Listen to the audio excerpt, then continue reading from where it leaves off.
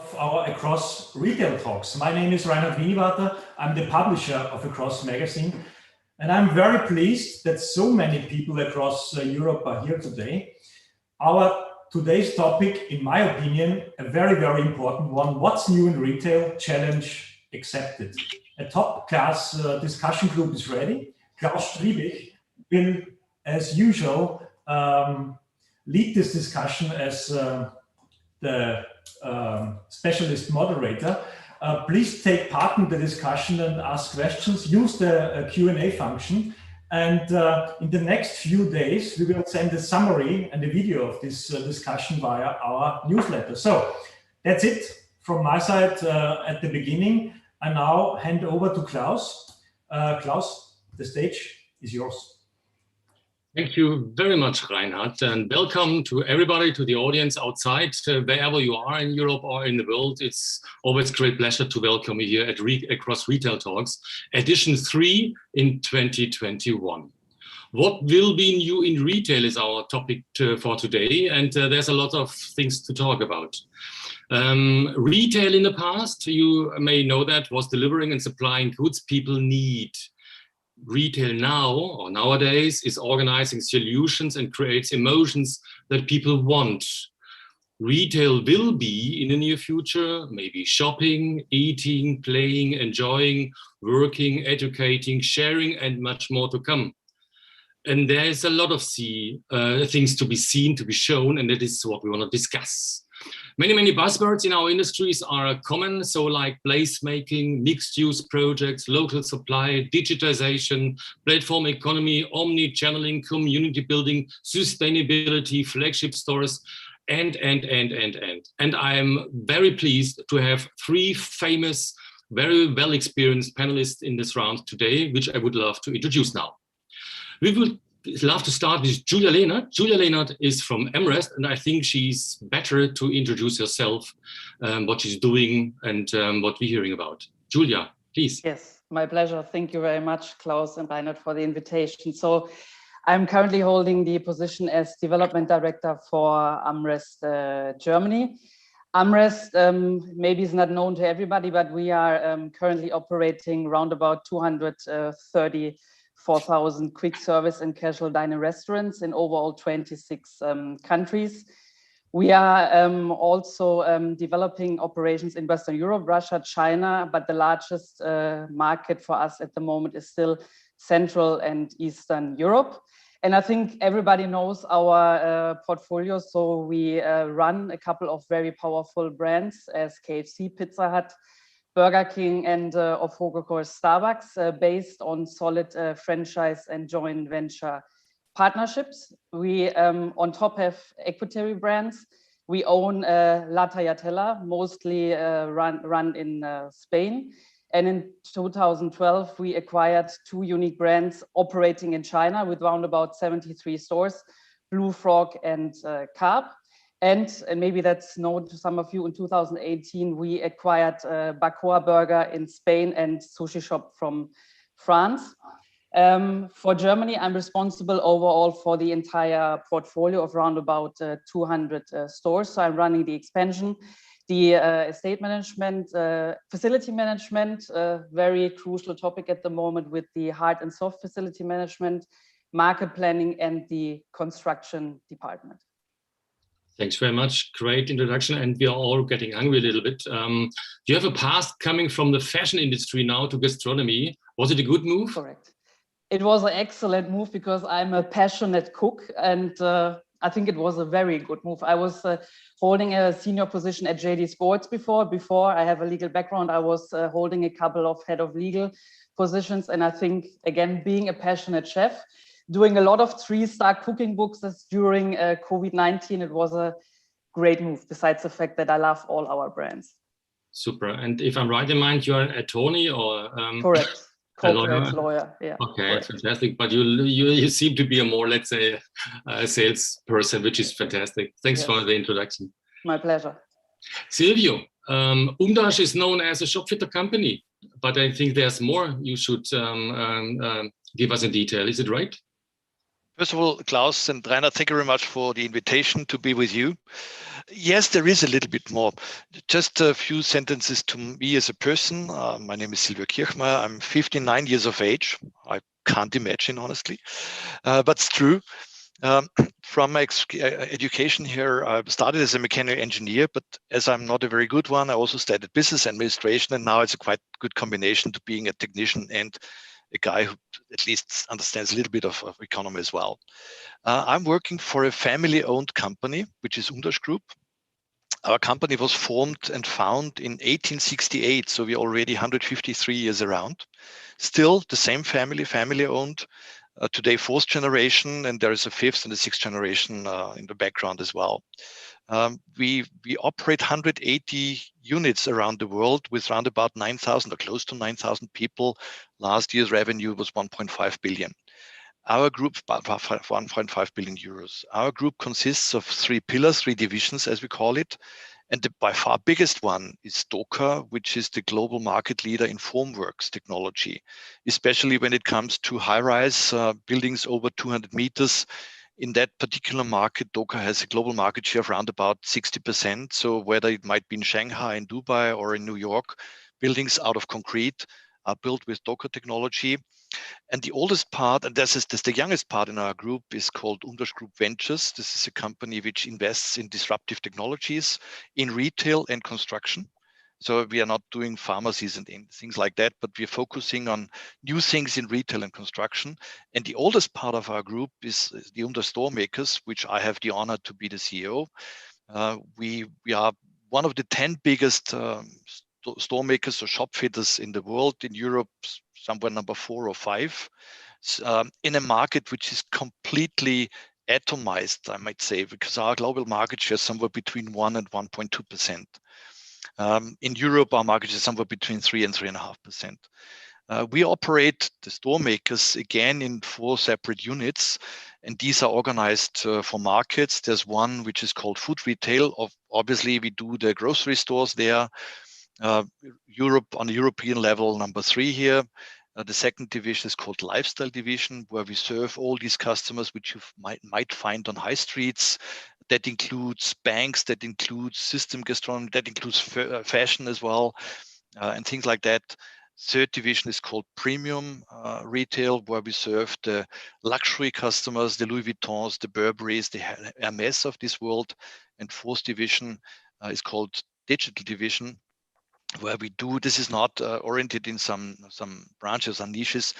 There we try, and I would say we are quite successful in digitalizing brick and mortar retail.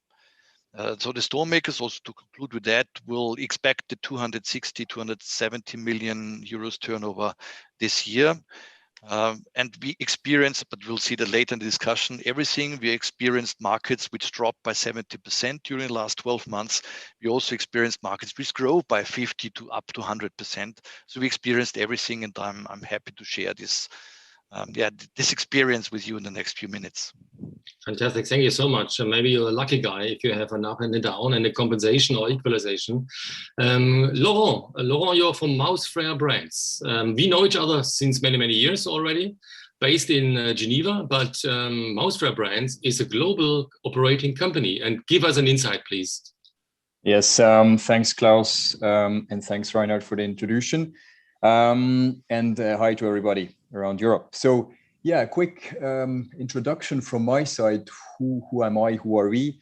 Not many people know the name. It's called Mausfrère. It's Maus Brothers, therefore, so a French translation. It's a 120-year-old family business, which is still 100% owned by the 2 owner families. It's not stock exchange listed. And throughout the whole history, the company created, sold, and bought retail companies in Switzerland and throughout the world. It all started with department stores in Switzerland, but then it went along to where we are today with quite a few premium fashion retail companies that we own. So the company today has mainly 2 pillars. It's the Swiss pillar and the international pillar. In Switzerland, it's still this mono department store chain, which is the leader in the Swiss market, a small country, in a tough market. we have a quite large commercial real estate portfolio. So we have a commercial real estate revenue as well, only in Switzerland.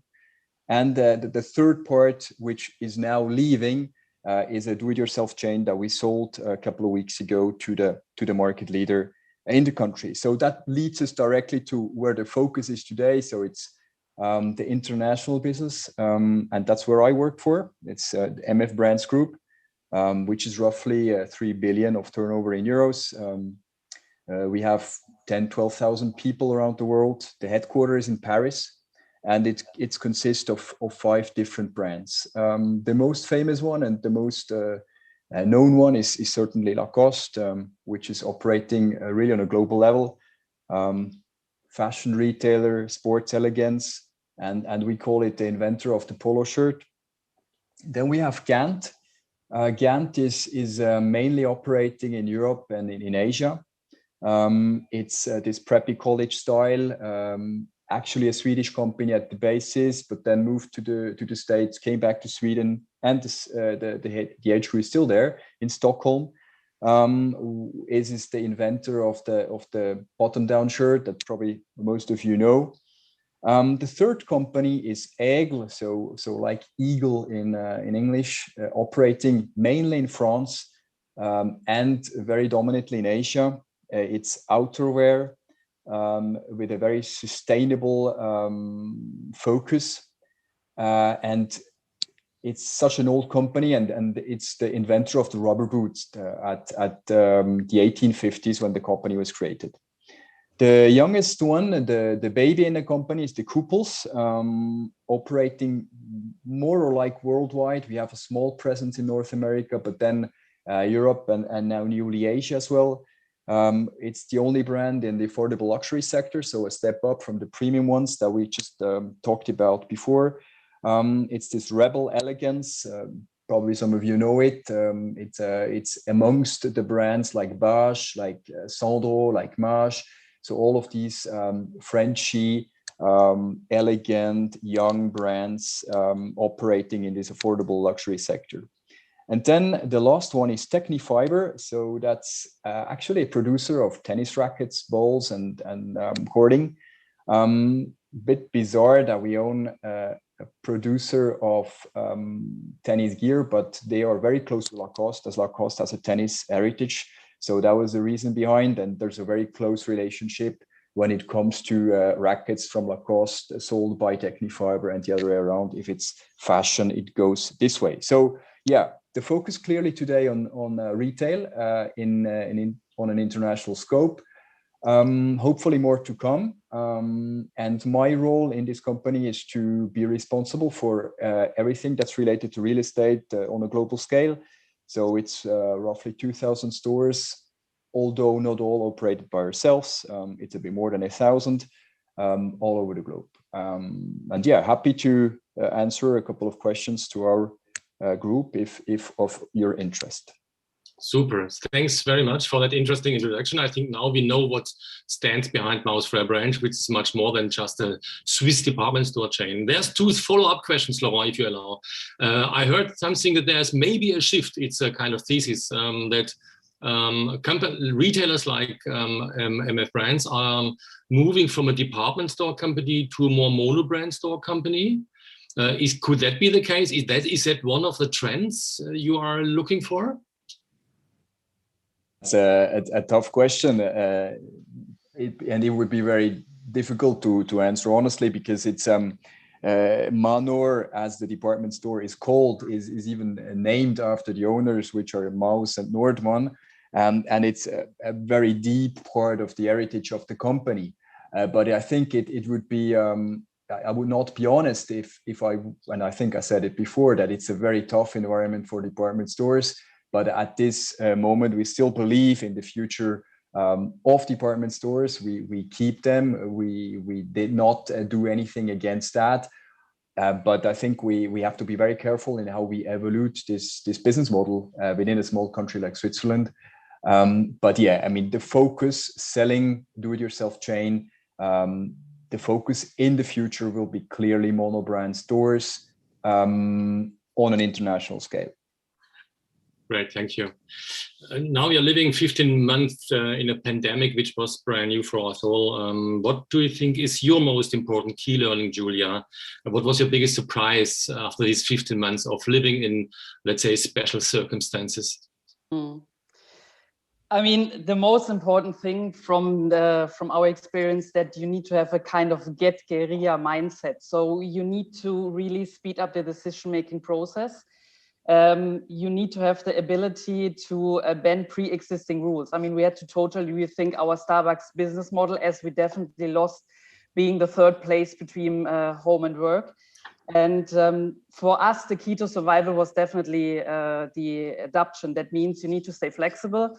You need to work very closely with the operations team. You need to set up new menus and of course also a new kind of communication if we go via digital. And the biggest surprise was living in Germany is really tricky because we are a federal state. So you need to have like really a summa cum laude legal department running through all the regulations, which worked, thank God, quite well. But what was the most touching moment for me was that guests really do appreciate what we do in our industry. I mean, before we were breaking our heads about Google recessions and customer feedback and loyalty programs. And I experienced that guests really generally care how we are doing. And they really appreciate the fact that we kept most of our stores open. And I had this really romantic feedback also that people said carrying around a Starbucks cup on a sunny Sunday was like it brought back a little bit my old life when I was usually going on a Monday morning from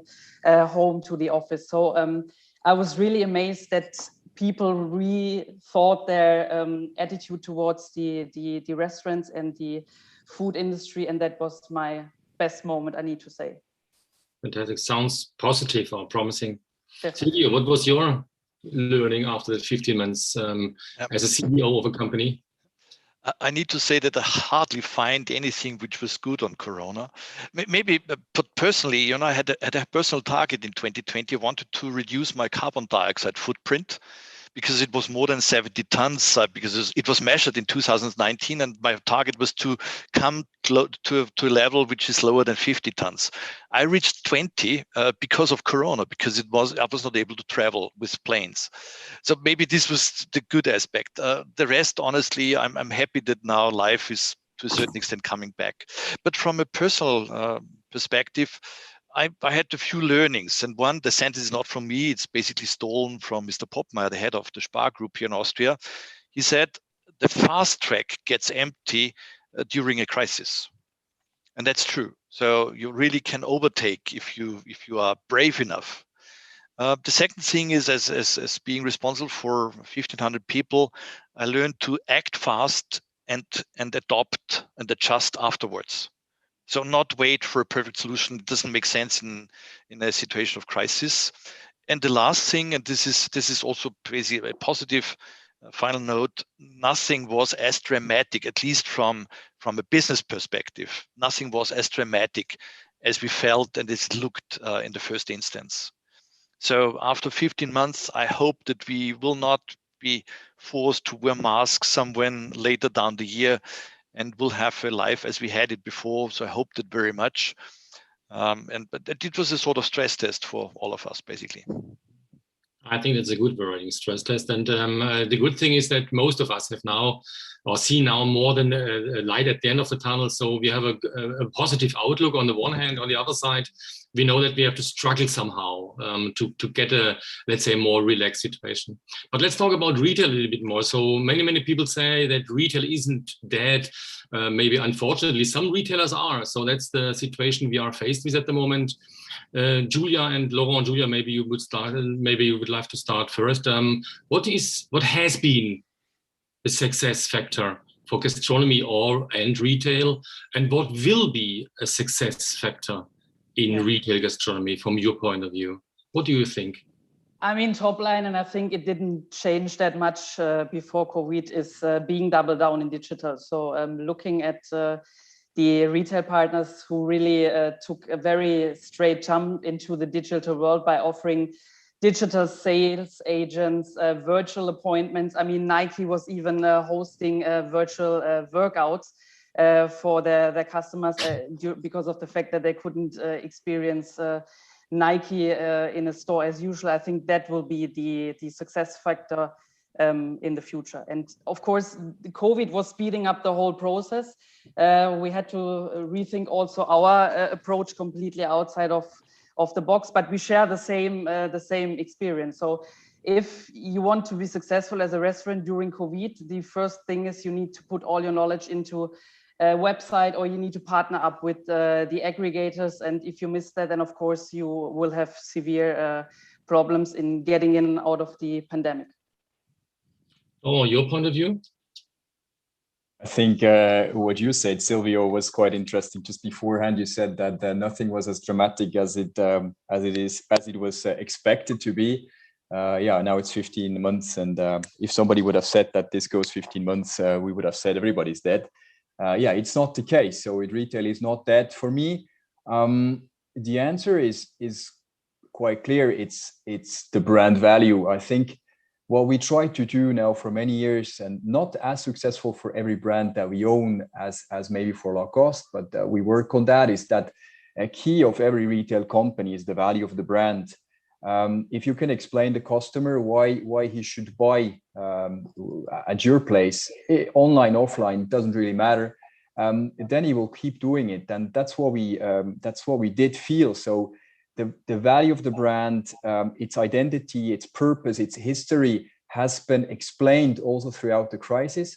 And companies that were strong before and reacted quickly, that's key, of course, within the crisis, they will get out of the crisis quite strong. It had an impact on everybody. That's very clear. But again, I think you need to do everything in order to have a strong brand value. That's the first thing. And then, of course, what you said, Julia, is very clear. If you are digitally fit, I think internally and externally, then you have a very good chance, again, to get out of this crisis quite well.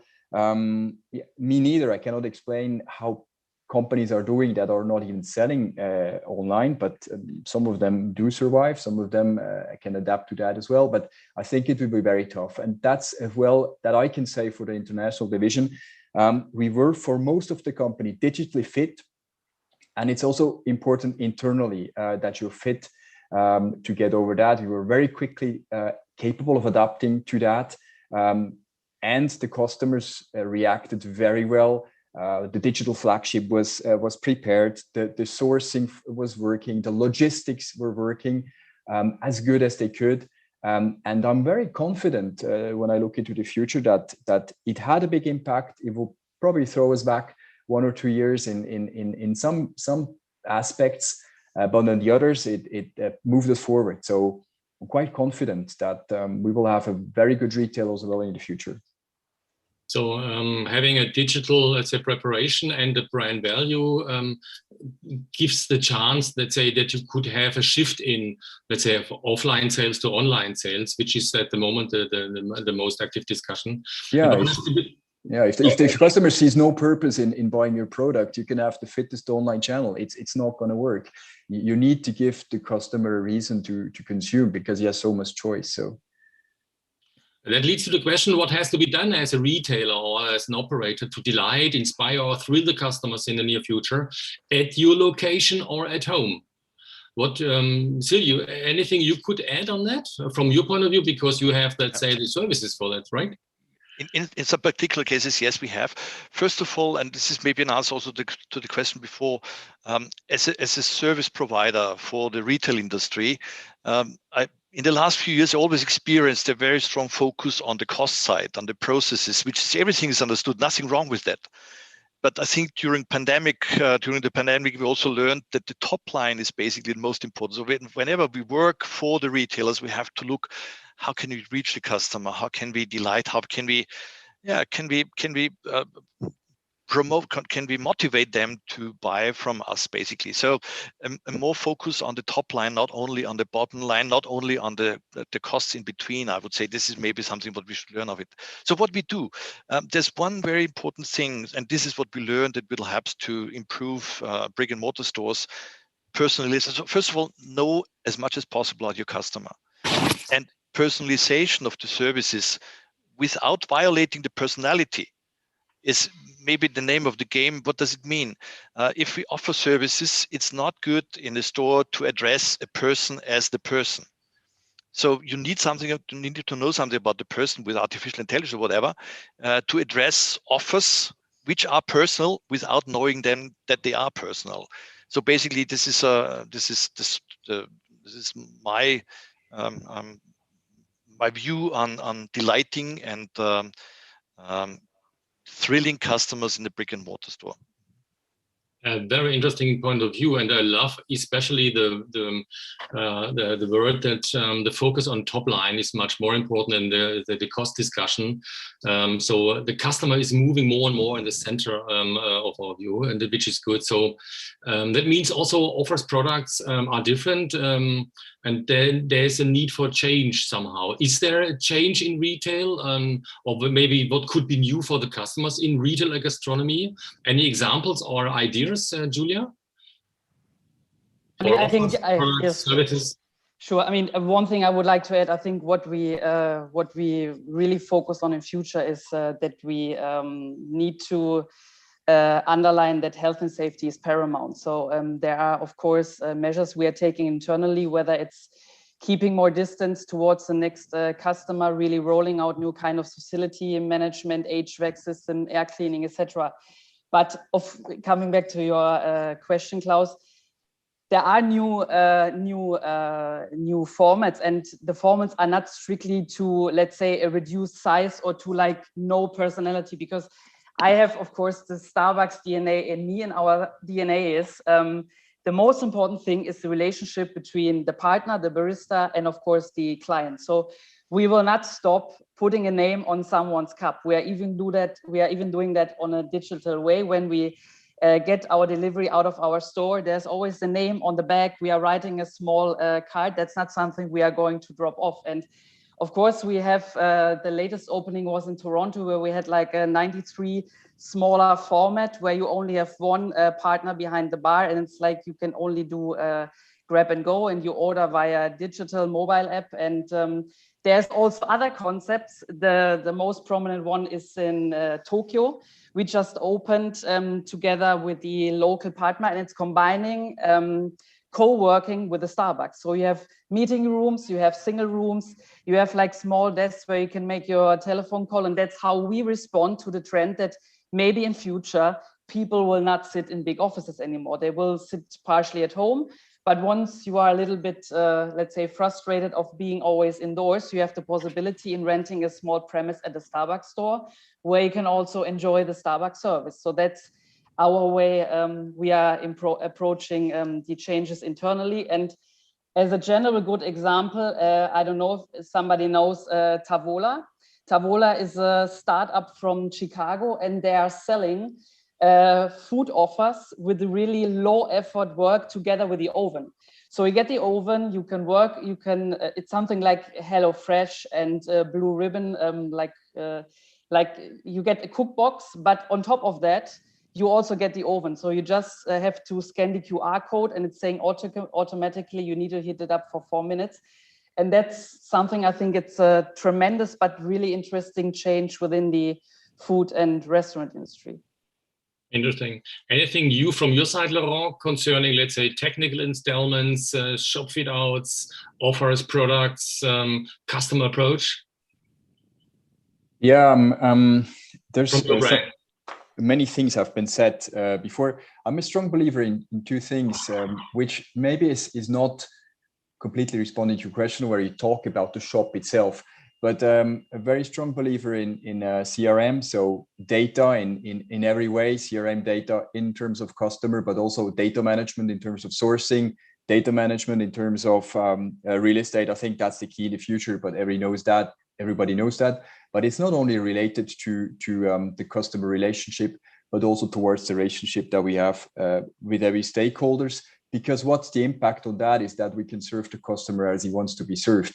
I think the one size fits all is maybe for some companies working, for us not working anymore. We try to figure out stores that respond to the local clientele. When we have a store in Soho, New York, where we have a more urban clientele, the shop needs to be urban, while we have a Shanghai store, which has this fashion aspiring clients, then it cannot look like an urban store. So that's for me also very important to really address with the store construction, the store modeling, the customers that we have in the area and that we want to address. And secondly, I think we need to be very consistent in what we sell the consumer. We can do promises online. We can have the nicest online shop, the delivery in a day and everything, but this has always an impact on what he finds in the store. So the store needs to be very consistent, and then it goes exactly in the direction what has been said. We need very good people who help the customer. And then at the end of the day, when it's processes that need to be quick, so the cash out, the checkout, sorry, not the cash out, the checkout, this then has to be very quick, lean, smooth. And there again, I think the technical availabilities or possibilities that we have today need to be used in its full way in order to be quick where we need to be quick, but where we need to be slow is when we serve the customer. We need to have time. Very good. Thanks for that, Laurent. I love it that there's no more one size fits all. That means that economies of scale does not really work or are not in the focus of the company, and that the focus on the customer and the individual approach is much more important for success in the future. And that leads to an extremely creative situation to find, on the one hand, the right spot, the right, let's say, fit, the right size, the right offer, and the right people to serve the customer. Thanks for that. Interesting wise, people know that after 30 minutes, we start with the questions from the audience, but we should have a lot of regular people with us because we have already some questions, and I would love to raise the first ones. So Laurent, it's just one for you, and there's a lady who is representing a market in Slovakia. So if you are interested in Slovakia, we could make a kind of, let's say, deal. She is very interested in having your brands in Slovakia, just for your information. But the next question. The next question is, so there's an interest you can see. The question, I read it. So, dear panelists, in the actual situation, COVID-19, making a choice of new location or even market, what factors will be crucial for you to choose new locations or new markets? Laurent, could you start with that? Followed by Julia and Silvio? Okay. Having quite a lot of markets already covered, what is the reason why to go into a market? It's what we look for is a certain political and economical stability. It's not always possible to choose because a political instability can rise after you have entered the market, so you're never sure what happens. But that's probably the first point that we look for.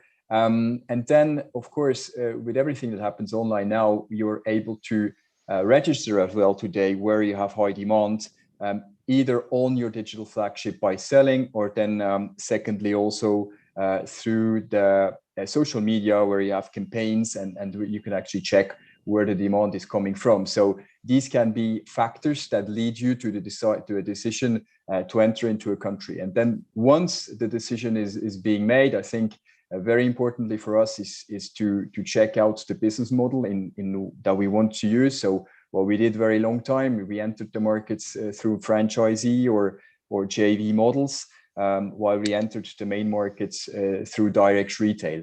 But yeah, today I think it must be the approach. Once you have a political and economic stability, once you see a potential to earn money, we usually enter into a market. Right, Julia, your point of view, what is crucial to find or to choose new locations from your point of view? Yeah, I mean, I can only echo Laurent on the hard facts. And one thing that will be extremely important for us will be the outside situation. I mean, the biggest learning we had during COVID, if you don't have a terrace, you are really into trouble at generating sales. So that's, to be honest, the biggest focus for us now in a kind of site evaluation. And again, it's not that we are going to focus on smaller concepts. We still want to be a kind of theater of experience. We still want to be a kind of partner and coffee place. Nevertheless, I think indoor will be reduced also from a design architectural perspective. In KFC and Pizza Hut, I think we will even extend kitchen space because people want to see where their food is coming from. We need to also work with several entrances, one maybe for the aggregator partners, one for grab and go, one for the usual dine-in customers. So there's a lot of architectural specifics we are checking, but again, outside capabilities are the key for any site evaluation. And what is crucial for your new choices, Silvio, if you enter new markets, new locations? For us, is of course it's a different perspective. First of all, you should know that we have the principle: we serve a region out of the region. So we don't have any operations, for example, in China producing or serving Europe. All the operations for Europe are in Europe. And of course, from a perspective there, we have shifted our production facilities mainly to Eastern Europe or Southeastern Europe. So from the West to the Czech Republic, to Turkey, to Croatia, to Russia, to have a rather low-cost basis on the production side. But the people who serve the market, who serve the customers, are always as close as possible to the market. And in markets general, we look for an economic and a political stability. Thanks for that. There's a follow-up question, Julia. I would love to give you that response. It's very nice. So there was a big thank you from your side concerning Pizza Hut. And if you're interested in Ukraine market, the terrace is absolutely promised. So don't forget that. No, I will not, for sure. I will pass that straight to my colleague from the CE market. No problem. But it's interesting to see where our guests coming from. That's very nice to see. Next question is from a very good friend from UK, Derek. We are told that young people are now looking for authenticity and uniqueness. Is that a threat to the established brands, whether coffee or clothes? Or is it a distraction that just reinforces shopping and leisure?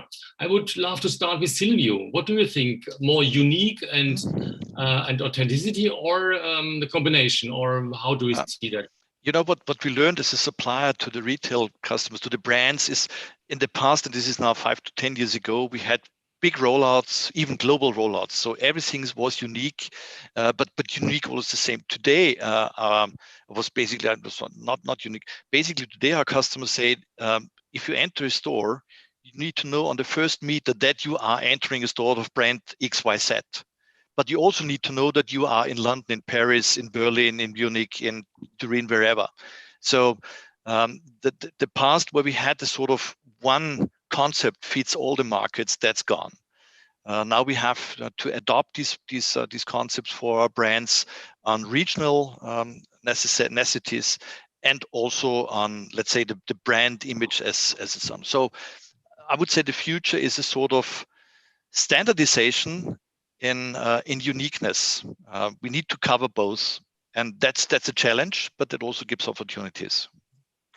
Is it a kind of paradoxon, or how would you discuss? It is, of course, a paradoxon, because it needs that for example, your cost base should be a lot size 1. Your cost base is then always a lot size 1 cost base, but you have to be also competitive. So this is for the supplier quite difficult, honestly. Thanks for that. Let's go deep into the details concerning the discussion. Size matters is still a word which is ongoing. So some people say it's better to increase the size. Some say we downsize it better. What do you think, Julia, is the better way, or is there a better way concerning the size of the stores? You're asking now for more terrace. Seems that you are looking for bigger spaces, right? On the outside, for sure, yeah. And again, I don't think that, I mean, at least not for my 3 brands, we work with a one-fits-it-all approach. So, of course, there will always be opportunities. We have a kind of a satellite store to an existing store, but we are bringing a certain experience and uniqueness, as Silvio just mentioned, to our stores. And that means automatically that can't be put into a small box. Of course, for a transportation hub, it's possible to have a smaller size, as I mentioned, the one we just opened in Toronto with 93 square meter, which is really only one partner serving. You can only order digital. Nevertheless, I think we rather focus on build in a certain distance to give people comfort and safety. Of course, to always implement more space for product placement, so working with different entrances. We are going to extend our scope also on drive-thrus, maybe next to in this existing store. We are working on the curbside pickup models, and of course, we also need to give more space to our kitchen areas, as again, I think customers really care where the food is coming from. So in that case, I would not say we shrink our stores to a certain square meter amount, no. Because not as a standard approach. There are maybe more opportunities concerning, let's say, how to deliver the customer.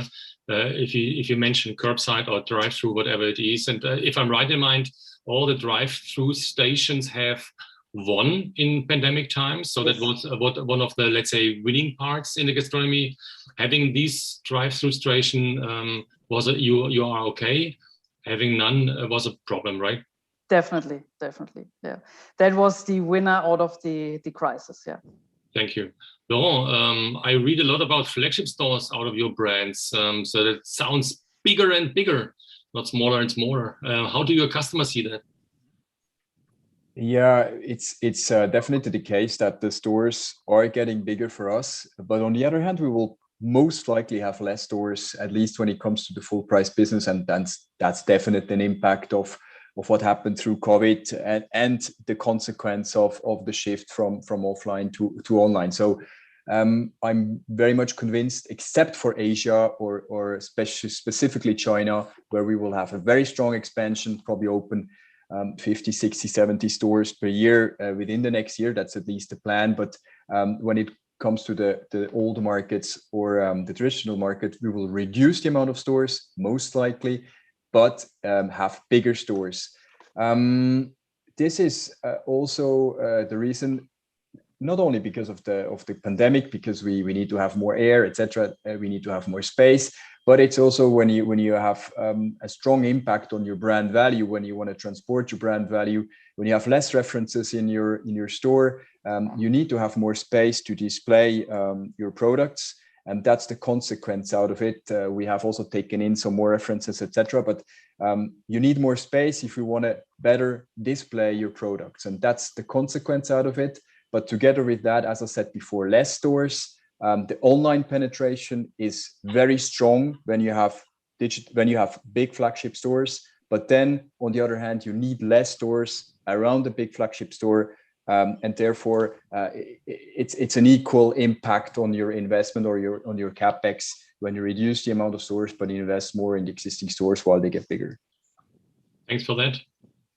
So you mentioned that you have maybe less stores, but bigger ones. But let's talk about growth and expansion plans. So isn't it at the moment a time for opportunities, or because we see many markets struggling? I think, is there an open window for successful brands that you two are, let's say, providing? Yeah, definitely. It's a big open window in cities that were hit very hardly by the lack of tourism. I would say London is a big example today. But on the other hand, as I said before, in the traditional markets, we're more or less reducing or probably reducing the amount of stores. So there is an opportunity, but we're not taking that much advantage of. While the other markets where we still expand very strongly, as I mentioned China before, the hit on rents was very low. So we had a bit of an impact in some markets, but it was really, really low. So we did not take that much advantage out of it. We try more to take advantage by the size of the group. So we try to reunite the forces.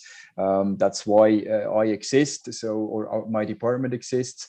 And then when it comes to the States, which was dramatically hit during the crisis, but had a shift, a growth within the last 3-4 months by the money that was pumped into the market, that we actually lost or not even took advantage of the opportunity, because at some points we were just too slow. You mentioned that Gant at the moment is not in US market. When do we see Gant stores in US market?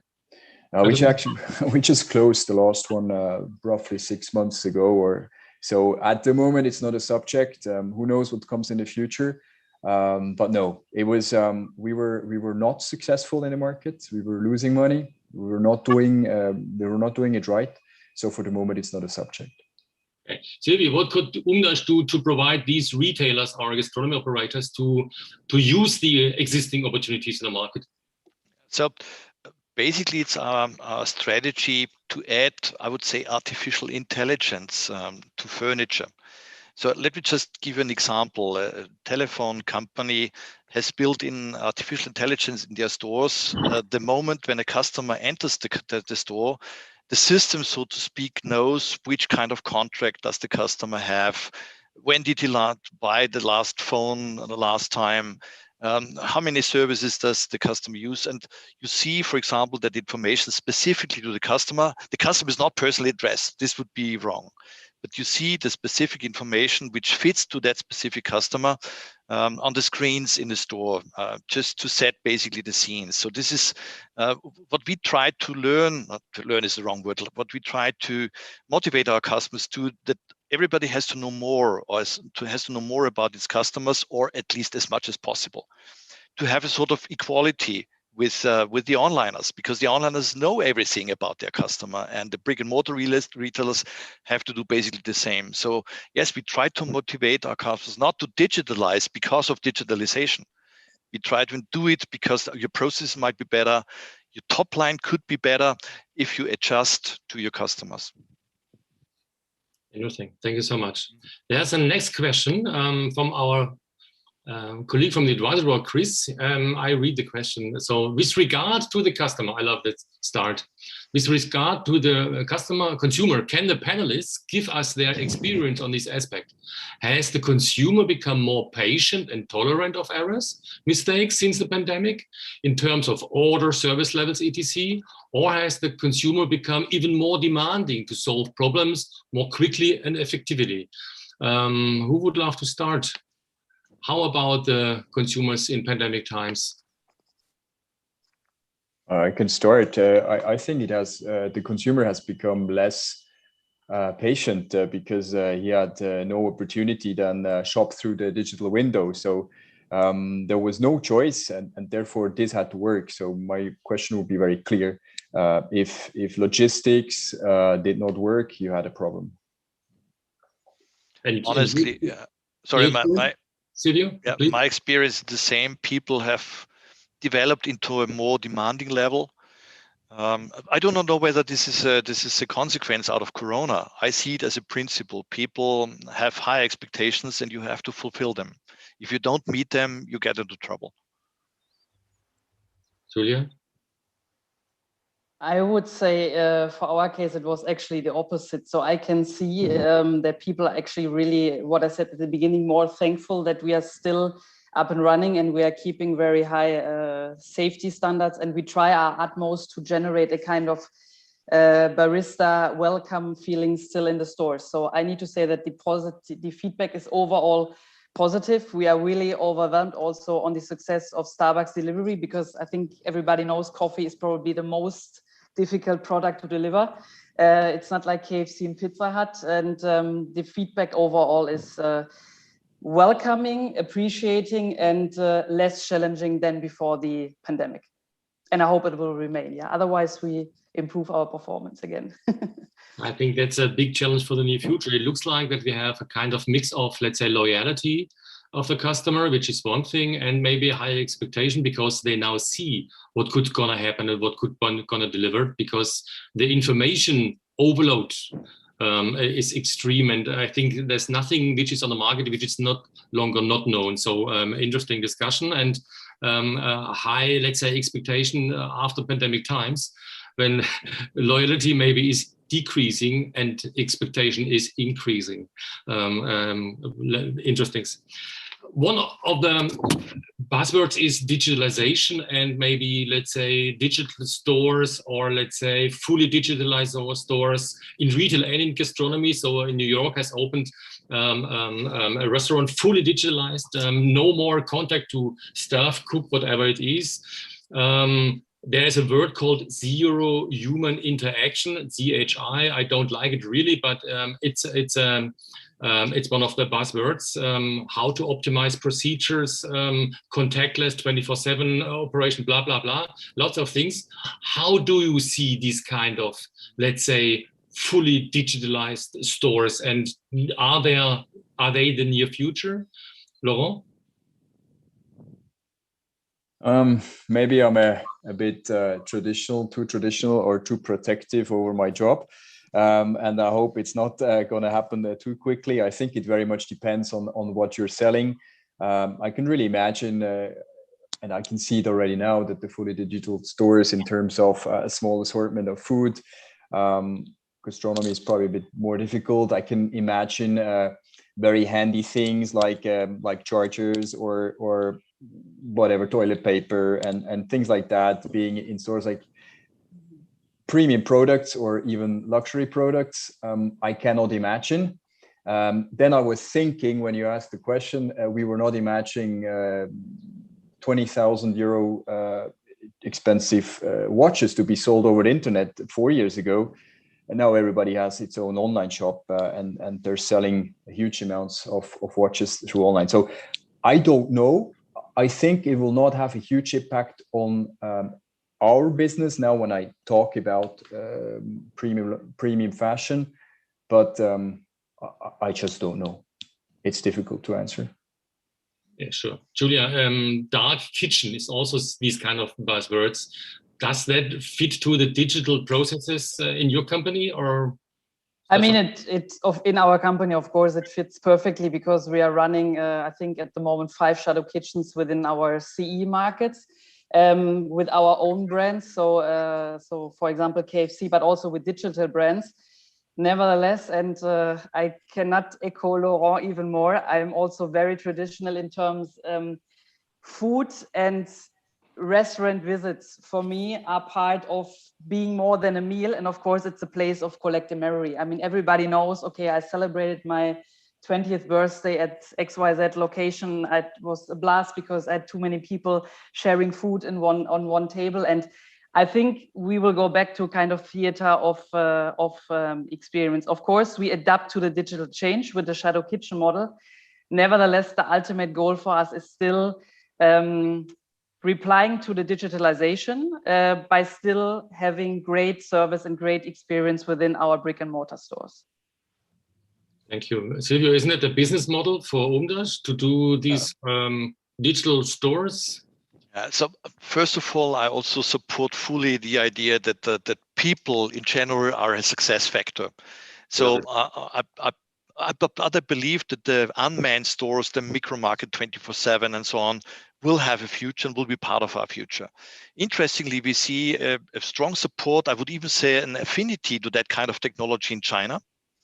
We see support as well in the US, but we see sort of hesitation, I would even say an aversion here in Europe. So Europe is more hesitant on that.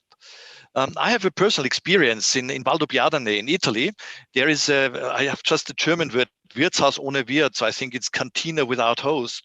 You sit there in the vineyards and you can buy Prosecco from a machine. And interestingly, it works. I would never have believed that can work, but with the surrounding, even works there. So from our perspective, of course, we have developed concepts for micro markets. It works for grocery. It works for technical goods. It, by the way, from our experience, does not work for fashion, does not work for shoes.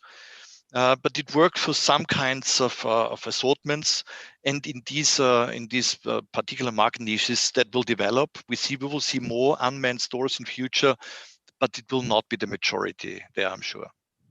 But don't you think there is a difference between, let's say, European behavior and, for example, Asian behavior? Because there's many examples in Asia where we are faced with these kind of digitalized stores and independent what they're offering. It could be food, could be, let's say, hardware, could be fashion. Do you think maybe there's different market behaviors? There's different culture. Yeah. So the acceptance of that kind of stores in Asia is much bigger. I mean, you have also in China a scoring system, which is accepted by the people, at least the people say that. And I think it would never be accepted here or here in Europe. So yes, there's a different culture, and this culture supports more the retail technology in Asia than in Europe. Interesting. Yeah, I think. Laurent, sorry. Okay. Well, I think the question at the base was digitalization or digitization as a global word. So there is stores without staff, but there's many more. And I think what you said, Silvio, it's a difference in culture. But I also think that the Asian people are much further when it comes to everything that's digitally or electronically developed. So for us, the big word today is of course Tmall, then the live streaming events that I have the impression are not yet that known, for example, in Europe, but this is a huge success factor in Asia. So yes, this is also digital, but it's not just the store without a host. So interesting. So there was a follow-up question with the background that shopping centers also should have, let's say, more channels like just the offline and an online channel in addition to be successful, which is somehow obvious. So we are very close to our final round, which is somehow confusing because it was extremely interesting so far. We had a lot of questions and lots of, let's say, participation from the audience. I would love to have a last quick round. So we have heard that there's a lot of things coming up and lots of news in retail. What is your absolute favorite new development or appearance in retail? Silvio, could you start with your favorite new? Yeah, the favorite new. This is not technology. It's basically offering the customers that they come down, let's say, acting as a host to your customers. I have one favorite store with that particular offering. That's Bründel, Sport Bründel, which is a sports store in Kampon in Austria, where you really can experience personal service. This is what I love most. I hope that this will continue, because still I believe that people buy from people mainly, and that should remain also after COVID. Super, thanks very much. Laurent, your personal news from retail, and what would you love to follow up?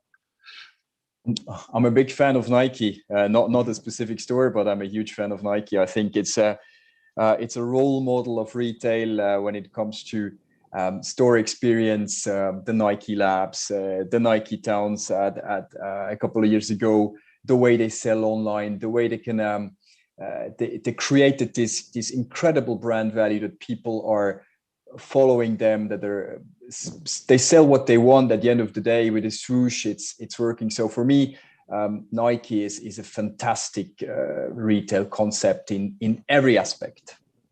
Super, thanks very much. Sorry to say, may I just put some advertising here? All the Nike stores, at least all over Europe, are done by umdasch. That was the advertising.